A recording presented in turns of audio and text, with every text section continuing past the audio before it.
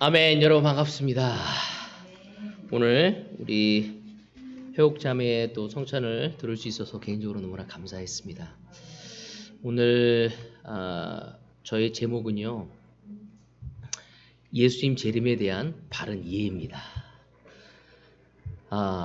예수님의 재림에 대해서 여러분 딱 생각하면은 어떤 좀 느낌을 받습니까?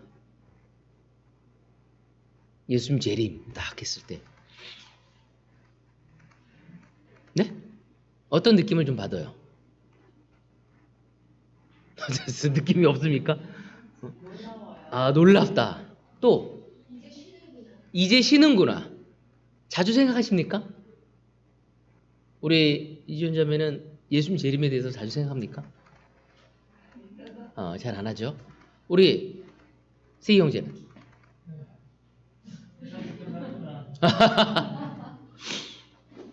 사실은 우린 예수님의 재림에 대해서 잘 생각하지 않습니다. 그리고 또한 함부로 언급하기도 어려워하죠. 이단의 가장 큰 특징 중에 하나가 뭐냐면 바로 이 재림에 대한 잘못된 가르침을 전하기 때문입니다. 그래서 어떤 사람들은 재림이 없다라고 얘기하는 사람도 있고요. 혹은 또 어떤 사람은 재림을 굉장히 극단적으로 준비하자고 하는 사람도 있습니다. 그래서 이러한 주장을 하는 것이 이단들의 잘못된 교리들이죠. 그러니까 너무나 재림이 없다고 무시하는 사람이 있는 반면에 마치 이 세상이 전부인 것 양 얘기하는 것 또한 잘못된 것이고, 또한 극단적으로 재림을 준비하고자 하는 사람들, 그렇지 않습니까? 세상 끝났다고 이제 모든 거 다 팔고 한 곳에 모여서 사회생활, 가정생활 못하게 하고 거기에만 파묻혀서 그 휴거설을 이야기하면서 가는 교회들이 있어서 사실은 우리는 이 부분을 함부로 하기가 어렵습니다.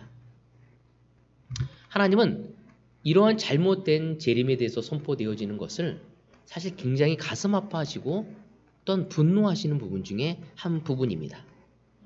저는 개인적으로 좀 안타까운 게 뭐냐면 우리가 이 이단에 빠지는 것, 잘못된 예수의 재림에 대한 설명을 하면서 보통 잘못된 그 재림에 빠지는 사람들의 특징이 뭐죠?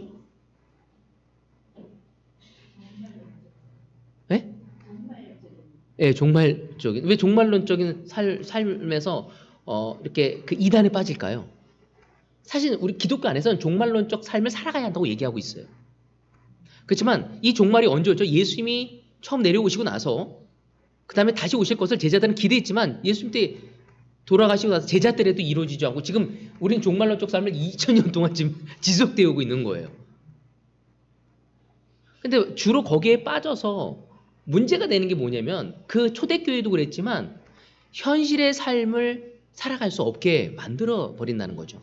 그의 삶이 너무나 어렵기 때문에 그 예수님의 재림이라는 것을 통해 현실을 도피하고자 하는 마음이 있다는 것입니다.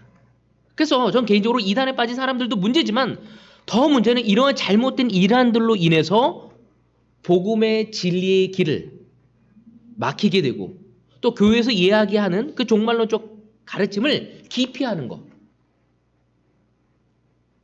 그것 또한 너무 큰 문제라고 생각되어집니다. 교회에서 마치 종말론을 이야기하면 이상한 교회인 것 같다 라고 오해받을 수 있기 때문에 이 종말론적 삶에 대해서 또 예수의 재림에 대해서 쉽게 언급하지 않은 사람들이 너무 많다는 것입니다. 근데 우리는 예수님을 따라가는 진정한 그리스도인으로서 또 제자로서 이 종말론적 삶에 대해서 예수의 재림에 대해서 올바로 인식하고 이해하고 가는 것이 너무 필요하다는 것입니다. 그것이 우리가 이 삶에서 지금 우리에게 주어진 이 세상의 삶에서 현실을 도피하지 않고 직시하며 빛과 소금의 역할도 감당하겠지만 또한 이단이라고 불러지는 곳에 빠지지도 않을 수 있는 것입니다. 근데 참 재밌는 건 이단에 빠지는 사람이 기존 교회 다니는 사람들이 많이 빠집니다.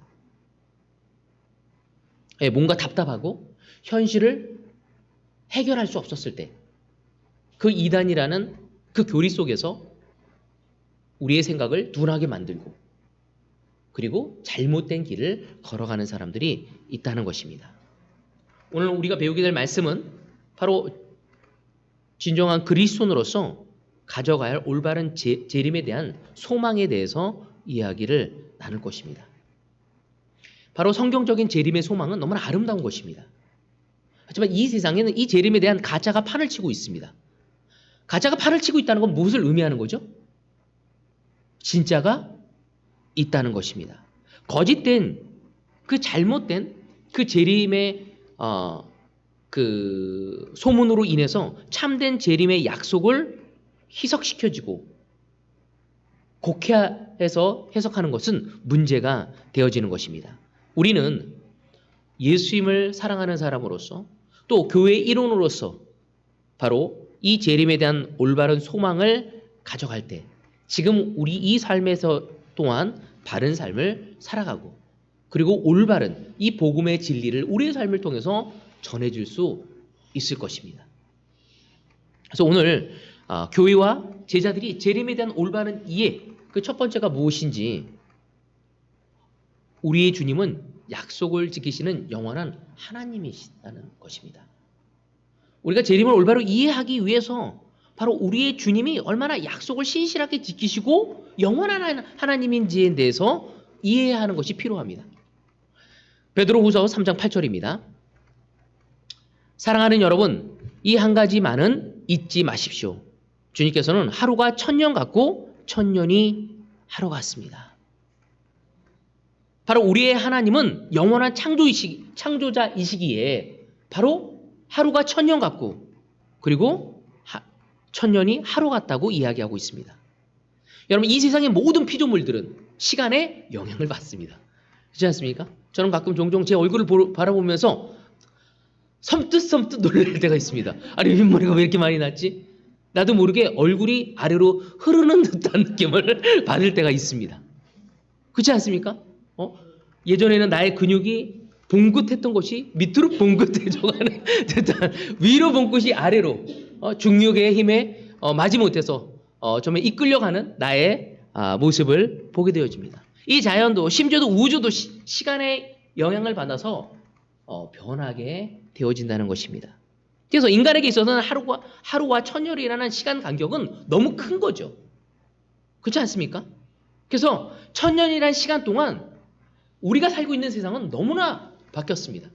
여러분, 저는 대구에 내려온 지 12년 됐는데 제가 처음 살던 곳을 종종 이제 기도하러 이제 아내와 같이 걸어갈 때 그 주변도 너무 많이 바뀌었어. 제가 왔을 땐 3호선이 없었거든요. 제가 왔을 때 3호선이 생기기 시작합니다. 신천도 너무나도 아름다워졌습니다. 지금도 너무나 많이 공사를 하고 있습니다. 종종 명절 때 부모님을 만나기 위해서 서울에 갈 때도 제가 알던 곳하고 너무나 사뭇 달라진 그 10년이나 세월이 얼마나 많은 것들을 변화시켰는지 보게 됩니다. 제 아들 또한 10년 전에 여기 왔을 땐 초등학교 1학년이었어. 근데 지금은 예수님 머리를 하고 지금 대학 2학년이에요. 저 이거를 바라보면서 우리는 시간에 있어서 참 너무 나약한 존재임을 보게 됩니다. 아무리 시간이 흘려도 우리의 하나님은 변하지 않고 영원하시다는 것입니다. 시간의 영향을 전혀 받지 않는 분이 우리의 하나님이시라는 거죠. 우리 하나님은 성경 말씀에, 그 구약의 말씀을 통해서 예수님에 대한 약속을 하셨고, 그래서 예수님이 이 땅에 오셔서 너무나 놀라운 사역을 하신 것입니다. 바로 예수님을 통해서 이루실 구원의 사역에 대해서 우리에게 약속하신 것입니다. 그 약속이 실제적으로 수천 년 전에 말씀하셨던 것을 바로 예수님이 내려오신 다음에 그것을 이루신 분이 우리 하나님입니다. 이와 마찬가지로 그 하나님은 구약에서 말씀하신 것을 바로 2000년 전에 예수님이 이 땅에 오시는 것을 통해 그 구원의 사역의 약속을 이루셨을 뿐만 아니라 또 동일하게 성경 말씀을 통해서 예수님의 재림과 최후의 심판에 대한 그 약속도 반드시 지킬 거라는 것입니다. 우리 하나님이 예수님을 이 땅에 내려보내시기 위해서 수많은 선지자를 통해서 약속하셨고, 그리고 내려오셔서 구원의 놀라운 역사를 이루셨던 그 하나님께서 이제는 예수님이 다시 내려오신, 초림이 아니라 다시 내려오신 재림을 통해서 이 최후의 심판을 이루실 것 또한 우리의 하나님이시라는 것을 우리는 알고 있어야 한다는 것입니다. 그래서 이 세상이 변해도 하나님의 말씀은 절대 변하지 않는다는 것을 바로 복음서의 저자들은 기록하고 있습니다. 마태복음 24장 35절, 마가복음 13장 32절, 누가복음 21장 33절 모두가 뭐냐면 하늘과 땅은 없어질지라도 나의 말은 절대로 없어지지 않을 것이다. 이사야서에도 말씀하시죠. 40장 8절에 보면 푸른 마르고 꽃은 시드나 지금 벚꽃이 피고 목련이 피고 있지만 조만간에 그 모든 것은 떨어질 것입니다. 시들을 것입니다. 하지만 우리의 하나님은 하나님의 말씀은 영원히 서 있다고 이야기하십니다. 사람들은 오랜 시간을 지나며 어떠한 약속이나 사건을 기억하지 못할 것입니다. 저 또한 저와 아내와 결혼한 지 벌써 21년입니다. 제가 결혼할 때 제 아내에게 이야기했던 것들을 기억이 안 나. 가물가물합니다. 내가 결혼할 때 어떻게 내 아내에게 대해야 할 건가? 가물가물합니다. 여러분 그렇지 않습니까? 우리가 약속한 것이 10년이 지나고 20년이 지나면서 가물가물해집니다. 여러분 저희가 처음 제자가 되었었을 때 하나님 제가 이 모든 것들을 하나님께 드리겠습니다. 이런 헌신을 하겠습니다. 제자가 33년이 되어지면서 30년이 넘으면서 내가 그때 뭐라고 약속했지 하나님하고? 하고 가물가물해지는 저를 보게 됩니다. 여러분 나이가 먹으면 시간 개념이 없어지기도 하고 오락가락하기도 합니다. 우리 인간은 그렇지만 영원하신 하나님,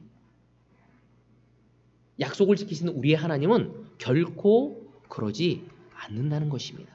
아무리 오랜 시간이 지난다 할지라도 그분의 때에 가장 정확한 방법으로 하나님의 약속을 이루실 분이 우리의 주님 하나님이심을 알아야 합니다. 예수님의 재림의 약속 그리고 세상의 최후에 대한 심판에 대한 약속을 분명하게 지키실 분이 우리의 주님이십니다. 가끔 가다가 책을 보면은요 자기의 삶을 얼마 남겨놓지 않고 자기 삶을 뒤돌아보면서 회고하는 사람들의 글들을 많이 보게 됩니다. 그들이 항상 하는 말이 뭐냐면 바로 우리의 죽음을 늘 기억하고 살아갈 때 우리는 가치 있는 삶을 살아간다고 합니다. 한번 생각해 보십시오. 세이가 오늘이 삶이 마지막입니다. 마음이 어떻겠습니까? 네, 맞아요. 가장 중요한 것을 하게 될 것입니다. 오늘 나의 마지막이고 내 아들 민희와 오늘이 마지막 보낼 수 있는 시간이라면 내 배우자와 마지막 시간을 보낼 수 있다면 바로 그러기에 하나님은 우리가 종말론적 삶을 살아가길 원하고 있습니다. 오늘이란 주어진 이 시간을 굉장히 값지게 예수님의 재림은 두려움이 아니라 오늘 우리에게 주어진 이 삶을 주님 안에서 또 내가 사랑해야 할 대상들을 바르게 사랑하며 살아가기를 원하는 것입니다. 근데 우리가 최후의 심판하면 우리는 모두 먼저 어떤 마음을 갖게 됩니까? 두려운 마음을 갖게 됩니다. 그러나 성경은 우리에게 두려워할 필요 없다고 얘기하고 있습니다. 예수님이 이 땅에 재림하시는 그때는 예수님이 이 땅에 오실 때 우리에게 있어서는 바로 심판의 주로 오시는 것이 아니라 구원의 주로 오신다고 얘기하고 있습니다.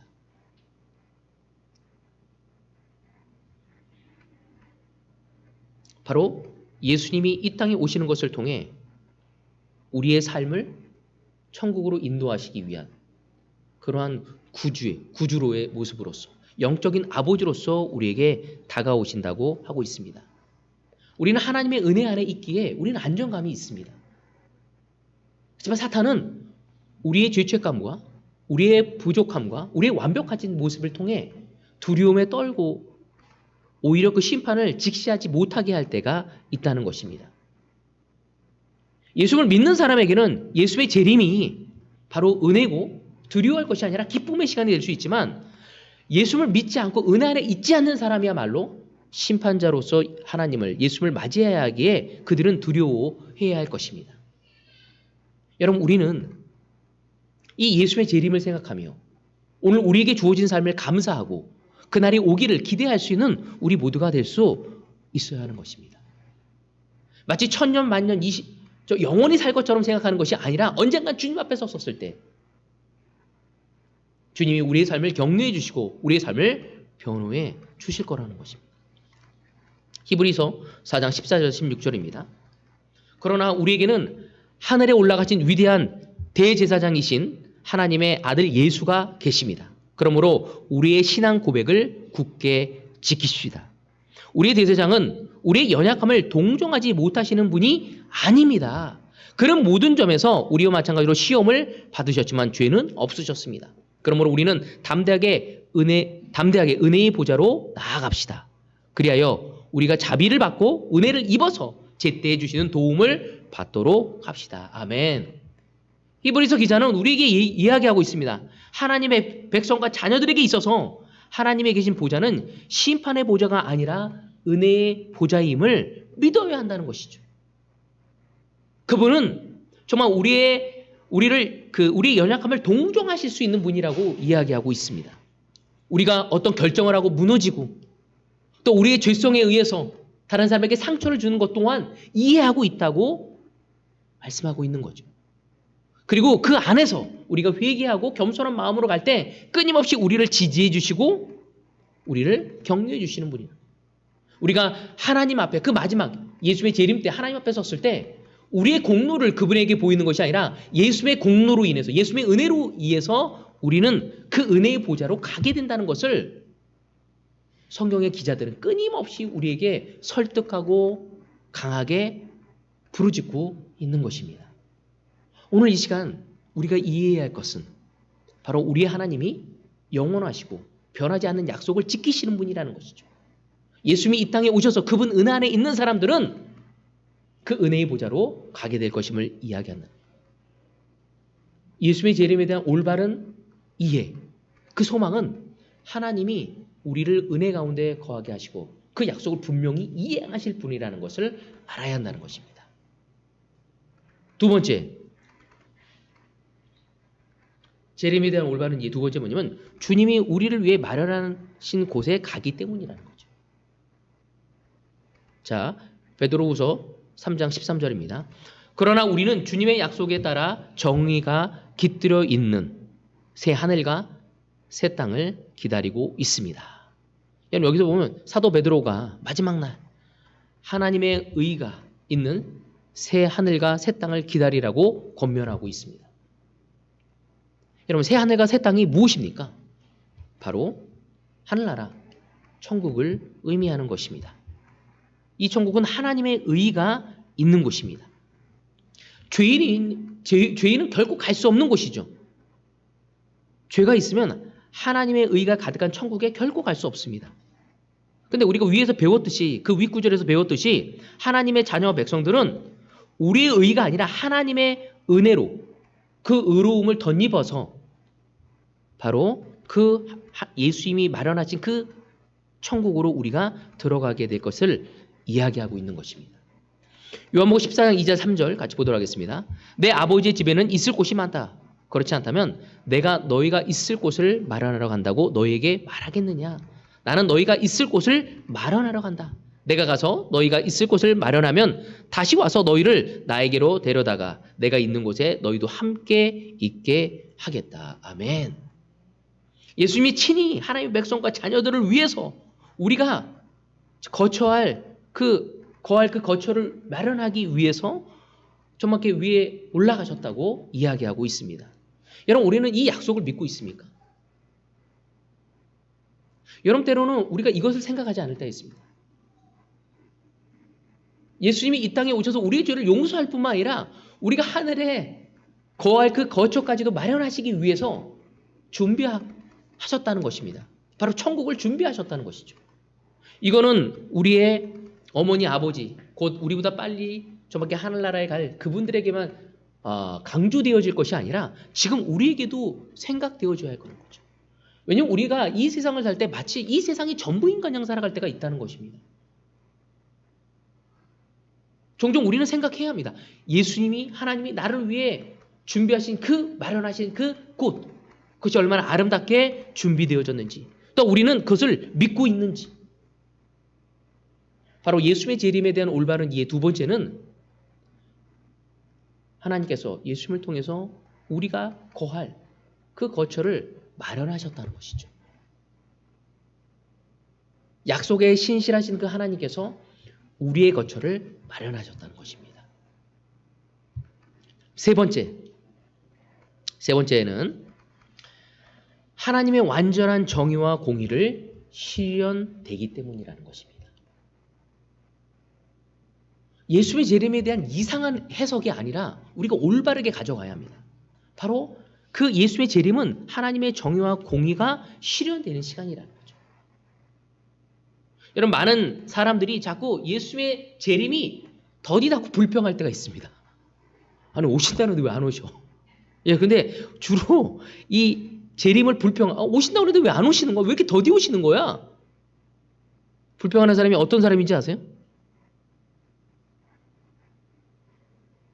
이 세상의 삶에 대해서 너무 고달프고 힘들고 이 세상을 직시하지 않은 사람들이 이러한 이야기를 많이 하게 된다는 것입니다. 그래서 어떤 사람들은 에이, 없는 거야 라고 얘기하는 사람도 있습니다.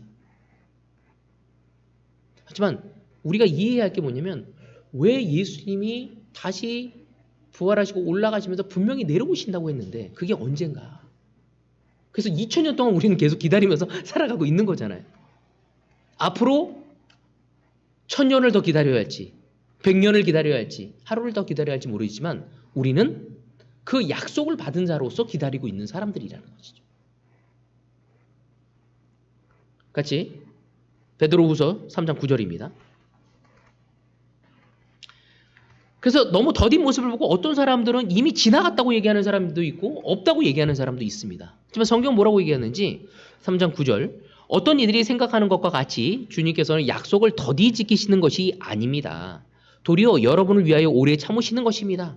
하나님께서는 아무도 멸망하지 않고 모두 회개하는 데에 이르기를 바라십니다. 15절 그리고 우리 주님의 오래 참으심이 구원을 위한 것이라고 생각하십시오. 그것은 우리의 사랑하는 형제 바울이 자기가 받은 지혜를 따라서 여러분에게 편지한 바와 같습니다. 사도 베드로는 그렇다면 왜 예수의 재림이 이렇게 더딘 것인가 하는 많은 제자들의 의문에 명확하게 설명을 해주고 있는 것입니다. 왜? 그 당시에도 너무나 많은 핍박과 어려움이 있었어. 그리고 그걸 견디면서 끝까지 그 재림을 기다리고 있었는데 왜? 현실을 외면하려고 했죠. 그때 사도 베드로는 그들에게 그 이야기를 해주는 것입니다. 예수의 재림이 더딘 것 같이 보이는 이유가 무엇 때문인가?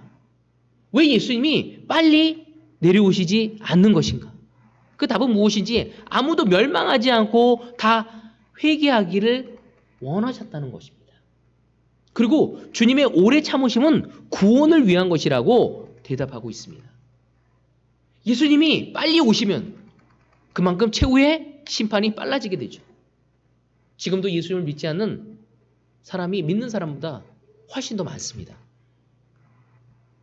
전 세계적으로 수십억 명이 불신자인 거죠. 초대교회도 마찬가지였죠. 무엇보다 초대교회는 정말 복음의 말씀이 로마로부터 퍼지기 시작할 시점이었습니다. 아직까지 너무나 그 구원을 받지 못하고 진리의 말씀에 듣지 못한 무수한 영혼들이 있다는 것을 하나님은 알고 계셨던 것이었죠. 그분이 빨리 오셨다면 복음을 듣지 못한 사람들, 저를 비롯한 많은 사람들이 바로 하늘나라에 갈 수 없을 것입니다. 그렇지만 하나님은 베드로를 통해서 이야기하기를 바로 생각처럼 빨리 오지 못한 이유는 아직 회개할 영혼들이 많이 있다는 것이죠. 회개하고 돌아와서 그들이 구원받기를 원하신다는 것입니다.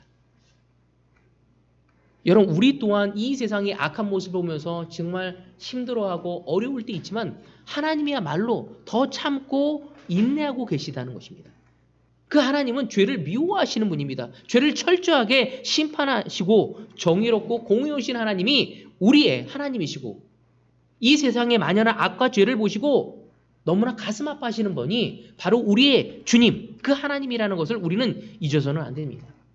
우리 하나님이 힘이 없어서 능력이 없어서 참고 계시는 분이 아니라 하나님이 마음만 먹는다면 모든 것을 끝내라 하면 끝내버릴 수 있는 거죠. 이 세상은 마무리되어질 수 있지만 그런데도 불구하고 하나님께서는 오래 참고 기다리십니다. 그 이유는 하나라는 거죠.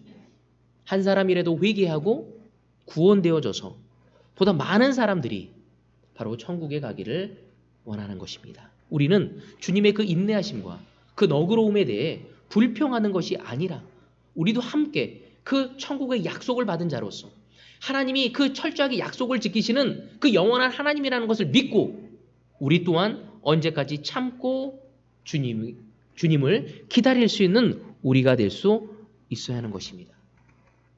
동시에 우리가 잊지 말아야 할 것이 무엇인지, 우리의 하나님의 기다리심도 끝이 있다는 것입니다.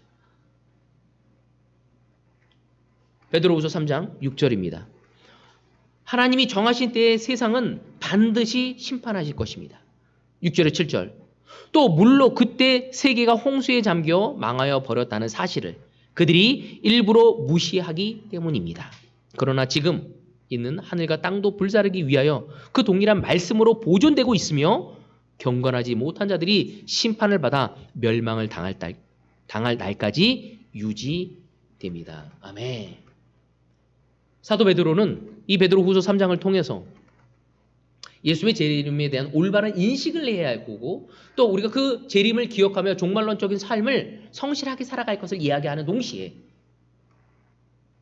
하나님의 인내하심이 언제까지 있지 영원하지 않을 거라는 것을 설명하고 있는 것입니다. 이 6절에서 보면 노아 홍수에 대한 심판을 이야기하는 것입니다. 여러분, 노아 시대를 아실 것이에요. 바로 세상이 죄악으로 가득 찬 것을 보시고 하나님은 심판을 계획하십니다. 그리고 특별히 노아와 노아 가족들을 은혜를 베푸셨고 그 외에 모든 살아있는 생물들을 큰 홍수로서 심판하십니다. 그 심판이 있기 전에 바로 노아는 당시 많은 사람들에게 심판을 증거했습니다. 하지만 아무도 믿지 않았다는 것입니다. 그러다가 하나님은 정말로 노아가 방주를 완성한 이후에 바로 그들에게 심판을 임하게 되고 노아와 노아 가족 외에는 모든 사람이 죽임을 당하게 됩니다. 여러분, 노아 홍수 때 그 당시의 사람들은 마치 심판이 없는 것처럼 먹고 마시고 자신의 삶을 초점을 맞추며 스스로를 즐기고 스스로를 행복해하는 것에 모든 초점이 가 있으며 그들은 타락한 삶을 살아가고 있었던 것입니다. 그렇지만 하나님의 심판은 그들에게 내려진 것입니다. 심판이 실행되어진 거죠. 왜 베드로가 이 이야기를 했겠습니까? 주님이 끝까지 인내하시지만 나의 삶에 대해서, 이 세상의 삶에 대해서, 그렇지만 그 심판은 분명히 이루어질 거라는 것이죠. 그리고 노아 때는 물로 세상을 신장했지만 앞으로 이 마지막 때에는 불로 심판할 것이라고 3장 7절에 이야기하고 있습니다. 그러나 주님의 날은 도둑까지 올 것입니다. 그날에 하늘은 요란한 소리를 내면서 사라지고 원소들은 불에 녹아내리고 땅과 그 안에 있는 모든 일은 드러날 것입니다. 아멘. 불로 심판을 받게 될 것을 이야기하죠. 동시에 주님의 날이 언제 온다고요? 도둑같이 올 것이라고. 최후의 심판의 날, 예수님의 재림의 날은 아무도 모른다는 거죠. 이 날을 알고 있다고 주장하는 모든 단체와 사람들은 가짜라는 것입니다. 거짓이라는 거죠. 여러분, 하나님은 분명 아무도 모르게 그날이 임한다고 말씀하셨습니다. 심지어 예수님조차도 그날을 알지 못한다고 얘기하고 있습니다. 오직 하나님만이 그날을 아시고 그날에 세상 모두를 심판하실 것이라고 얘기하고 있습니다. 도둑까지 오시지만 아무도 모르지만 우리는 준비해야죠. 자, 우리가 어떻게 준비해야 할지 바로 3장 11절에서 12절에 보면 나와 있습니다. 이렇게 모든 것이 녹아버릴 터인데 여러분은 어떠한 사람이 되어야 하겠습니까? 여러분은 거룩한 행실과 경건한 삶 속에서 하나님의 날이 오기를 기다리고 그날을 앞당기도록 하여야 하지 않겠습니까? 그날에 하늘은 불타서 없어지고 원소들은 타서 녹아버릴 것입니다. 아멘. 주님의 재림을 소망하고 마지막을 준비하는 그 제자들의 그 자세와 태도에 대해서 뭐라고 얘기하고 있냐면 거룩한 행실과 경건한 삶으로 하나님의 날이 임하기를 기다리라고 가르치고 있습니다. 바로 거룩한 행실과 경건한 삶, 이건 뭐예요? 믿음으로 세상을 살아가는 것입니다. 이단의 특징, 그들은 이 종말을 준비해야 한다고 하면서 가정과 직장을 소홀히 하게 합니다. 심지어 가정을 버리고 직장을 때려쳐야 한다고까지 이야기합니다. 우리의 관계를 다 없애야 한다고 이야기합니다. 이건 잘못된 것이죠. 우리는 교회나 특정 장소나 종교시설에 그 종교적인 행동을 통해서 경건해지거나 거룩해지는 사람들이 아닙니다. 그런 것을 통해 우리가 거룩해지고 완벽해진다고 생각한다면 그건 착각인 거죠, 우리의. 여러분, 교회에 나와서 열심히 예배드리고 찬양하고 기도하고 헌신하고 봉사하는 것은 예수를 따라가는 그리스도인으로서 당연한 것입니다. 그러나 그것이 우리의 거룩한 경건의 생활의 전부라고 생각해서는 안 된다는 것이죠. 물론 교회에서 예배하고 찬양하고 기도하고 헌신하고 봉사하고 서로 상당해하고 서로 필요를 채워줘야죠. 그렇지만 그것이 전부인 거냐 생각한다면 오해라는 것입니다. 우리의 거룩과 경건한 생활은 교회에서만 끝나는 것이 아니라 교회에서 시작하여서 우리의 삶 속, 우리의 가정과 우리의 직장에 이어질 수 있어야 하는 것입니다. 이단은 다 끊어버리려고 하죠. 우리 인연을 다 끊고 그분만이 오셔야 할 것을, 이 현실을 부정하게 만들려고 합니다. 그렇지만 사도 베드로는 우리에게 이야기하기를 아니라고, 거룩한 행실과 경건한 삶 속에서 그분을 기다려야 한다고 이야기하고 있습니다. 여러분, 하나님이 우리에게 맡겨주신 소명의 자리는 다름이 아니라 우리의 가정과 직장이라는 것입니다. 여러분 직장에서 여러분은 어떤 삶을 살아가고 있습니까? 교회만이 소명의 자리가 아니죠. 교회에서 우리의 소명을 확신하고 우리 지원자매가 직장에 가서 빛과 소금의 역할을 해나가야 하는 것입니다. 교회에서 힘과 용기를 얻고 내 배우자에게, 내 아이들에게, 내 부모님에게, 내 육체적인 가족들에게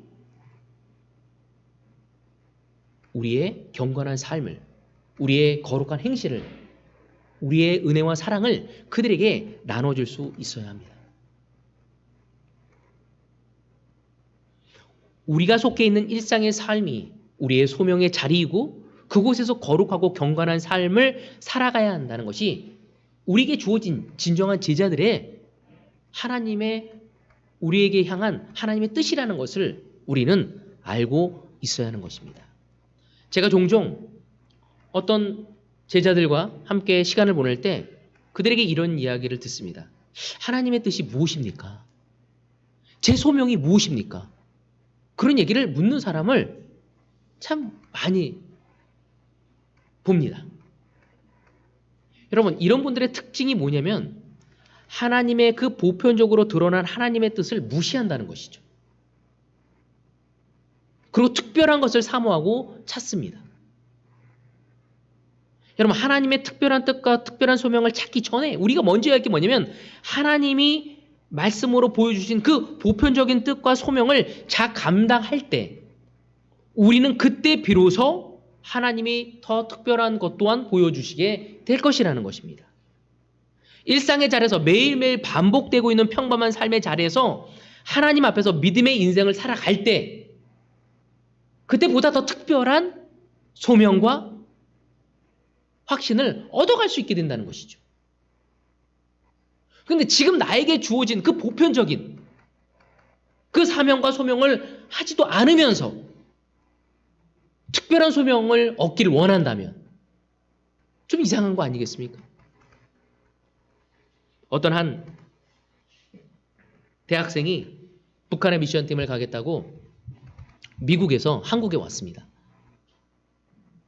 그때 그 일을 훈련하면서 해준 이야기가 무엇인지, 먼저 지금 너에게 속해져 있는 사람들을 사랑하고 아끼고 그 주변에게 복음을 전할 수 있을 때 바로 북한에 가서 복음을 전할 수 있는 기회가 오게 될 것이라고. 여러분, 오늘 시간 우리는 한번 생각해 봐야 합니다. 오늘 나에게 주어진 소명이 무엇인지. 오늘 옆에 있는 오른쪽에 있는 여러분의 형제를, 자매를 한번 바라보십시오. 또 여러분의 왼쪽에 있는 형제 자매를 한번 바라보십시오. 그들이 지금 여러분이 사랑해야 할 대상들입니다. 그리고 여러분의 직장에 있는 직장 동료들이 바로 그들에게 복음을 증거해야 할 여러분의 미션지인 것입니다. 돈 벌어 가는 곳이 아니라는 것입니다. 교회에서는 거룩한 사람이지만 회사에서는 이기적이고 자기 사리 사욕과 욕심과 자기의 승진과 자기 이익을 위해서 물불을 가리지 않는 존재가 돼서는 안 된다는 것이죠. 여러분의 직장에서, 여러분의 가정에서, 여러분의 부모님에게 나이가 너무 많아, 받아들이진 않아 지금. 나에 대해서 좋은 생각이 없어. 내 형제들은 바빠. 내가 얘기도 듣지 않아. 그것이 여러분의 삶의 변명이 되지 않기를 원하는 것입니다. 여러분 정말 생각합니까? 여러분의 부모님이 하나님의 말씀을 접하지 않고 하늘날에 하나님 앞에 쓰게 된다면 어떻게 될 거라고 여러분 알고 있습니까? 강세희 형제 알고 있습니까? 우린 때로는 그것을 외면하려고 합니다. 예수의 재림을 기억해야 하는 것은 사실인 거죠. 이단만 강조할 게 아니라 진정 올바른 기독교인들이, 그리스도인들이 그것을 강조하고 우리의 삶에 적용할 수 있어야 하는 것입니다. 승혜자매는 알고 있습니까? 정말 가족들이 언젠가는 하나님 앞에 서게 될 것을 믿고 있습니까? 우린 때로는 그걸 보지 않습니다. 내 가족이, 내 동생이, 내 형이, 내 누나가 하나님 앞에 서게 될 것을 우리는 생각하지 않습니다. 너무나 안 좋은 것은 이 시대의 기독교가 폄훼당하고 있다는 것입니다. 왜? 하나님, 제 아들이 건강할 수 있도록 도와주세요. 하나님, 제 사업이 잘 될 수 있도록 도와주세요. 하나님, 제가 건강할 수 있도록 도와주세요. 하나님, 자격증 딸 수 있도록 도와주세요. 승진할 수 있도록 도와주세요.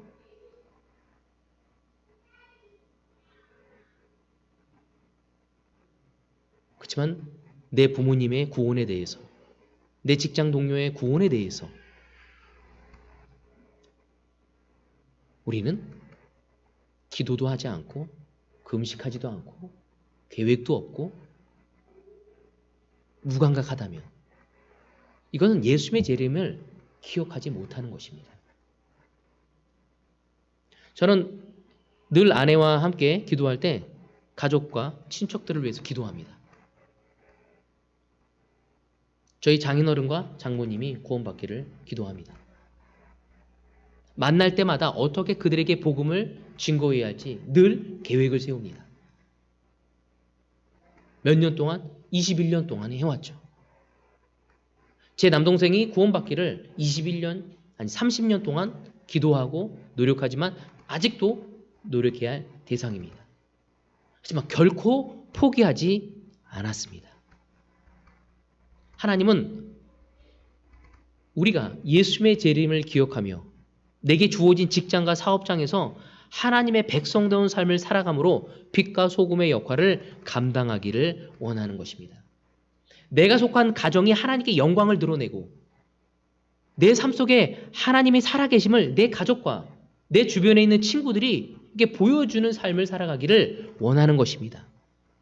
내 인격이 더 예수님을 닮아가고 내 삶이 예수의 삶 자체를 더 따라가고자 하는 것을 보여주기를 원하는 것입니다. 세상 사람들은 불안해질 겁니다. 야, 너 이대로 가면 너 노년에 뭐 먹고 살 거야? 너 국민연금 더 보호해야 하지 않아? 연금 더 보호해야 하지 않아? 그걸로 우리를 두려움을 줄 때 우리는 하나님을 신뢰하고 우리의 삶에 더 많은 사람에게 주님의 내 삶의 증거함을 증거할 수 있는 우리가 되어야 한다는 것입니다. 그것이 종말을 준비하고 이 삶에 대한 최선을 다하는 거룩한 행실과 경건한 삶을 주는 우리의 자세고 태도라고 이야기할 수 있는 것입니다. 주님의 재림은 우리에게 큰 감격의 날입니다. 마치 신부에게 신랑이 도착하는 것 같은 그러한 놀라운 시간이라는 것이죠. 우리 모두가 그렇게 받아들일 수 있는 우리가 되어지길 원하는 것입니다. 예수의 재림을 올바로 기억하는 사람일수록 매일매일 삶이 내 삶의 주인이 내가 아니라 하나님이라는 사실을 기억하고 언제 어디서든지 하나님을 의식하며 믿음으로 선한 청지기적인 삶을 살아가는 것입니다. 바로 그것이 거룩하고 경건한 것이고 이 세상과는 구별되어지고 분리되어진 삶이라고 이야기할 수 있는 것입니다. 바로 믿음을 갖고 이 청지기의 삶을 살아갈 때 우린 더욱더 성화된, 변화된 주님을 기쁘시게 하는 삶을 살아갈 수 있게 되는 것입니다.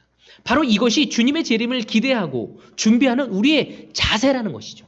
첫 번째, 하나님이 영원하시고 약속을 분명하게 지키시는 그 신실한 하나님이라는 걸 우리가 알아야 한다는 것입니다. 두 번째, 그 신실하시고 약속을 지키시는 그 하나님이 우리를 주님의 은혜를 통해서 우리가 했던 어떤 공로가 아니라 주님이 하신, 예수님이 하신 공로를 통해 영원한 그 거처를 거하기 위해 준비해 놓으셨다는 것을 우리가 믿어야 한다는 것입니다. 세 번째, 그분의 공의의 심판이 이 땅에 내려진다는 것. 그래서 우리는 그 심판을 기다릴 수 있고 그 기다리는 마음은 무엇인지 바로 거룩한 행실과 경건한 삶으로 이 세상에 내 가정과 내 직장과 내 친지들에게, 친구들에게 바른 영향을 줄 수 있는 우리의 삶이 되어지기를 원하신다는 것입니다. 하지만 이 세상은 재림이 없다고 무시하거나 재림이 극단적인 재림을 강조하며 이 세상을 직시하지 못하게 하고 우리를 편협하게 만들고 왜곡되게 만들고 이기적으로 만들고 나만 구원받으면 된다는 식으로 잘못된 신앙의 길로 우리를 유혹할 수 있다는 것이죠. 오늘 우리는 예수의 재림을 무시하고 두려워하는 것이 아니라 더 올바로 인지하고 그 종말론적인 삶을 바르게 살아갈 수 있는 지금 우리가 되어야 합니다. 그걸 바르게 인식하는 사람은 지금 이 시간을 오늘이라는 시간을 우리에게 주어진 이 시간을 정말로 아름답게 살아갈 것입니다. 요즘에 제가 누구에게 주려고 선물을 한 권의 책을 샀습니다. 그 이어령의 마지막 수업이라는 책이죠. 그 책을 보면서 너무나 많은 생각을 하게 됩니다. 그분의 마지막 끝은 카르페 디임이었어요. 항상 죽음을 기억해라. 여러분 영원히 살 것처럼 모든 포커스가 구원과 은혜와 자비와 그 모든 것이 나에게만 집중되어 있지 않기를 바라고 싶습니다.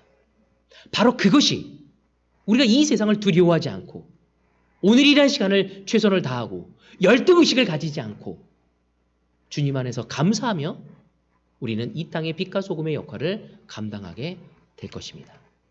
오늘 말씀을 여기서 마치도록 하겠습니다. 아멘.